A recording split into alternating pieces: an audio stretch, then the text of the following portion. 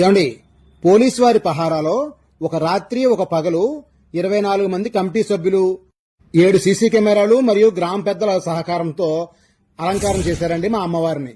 మా అమ్మవారు ఎవరో కాదండి, తూర్పుగోదావరి జిల్లాలోని రాజమండ్రి కూతవేడు దూరంలో ఉన్న కడీపులంక బుర్రిలంక మధ్యలో ఉన్న అమ్మవారే శ్రీ ముసలమ్మ అమ్మవారు.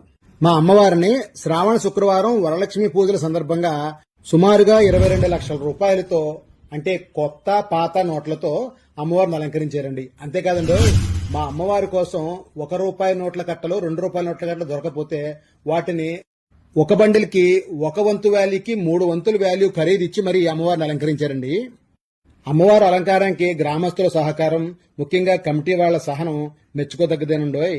మా అమ్మవారిని ప్రతి పండక్కి ఒక్కోలా అలంకరించడం ఇక్కడ ఆనవాయితీగా వస్తుంది. అమ్మవారి అలంకారం అయితే సుమారుగా 3 రోజుల పాటు భక్తుల సందర్శనార్థం ఉంచుతారండి. అవకాశం ఉన్నవారు దర్శనం చేసుకోండి. అవకాశం లేనివారు మన వీడియో చూసిన వారు వేరే వాళ్ళకి షేర్ చేసి ఆ దర్శన భాగ్యం కల్పించండి. మీ అందరికీ ఈ వీడియో ద్వారా ధనలక్ష్మి రూపంలో ఉన్న మా ముసలమ్మ వారిని చూపించినందుకు మాకు లైక్ ఇచ్చి శ్రీ మాత్రే నమః అని కానీ జై ముసలమ్మ తల్లి అని కానీ కామెంట్ చేద్దురు.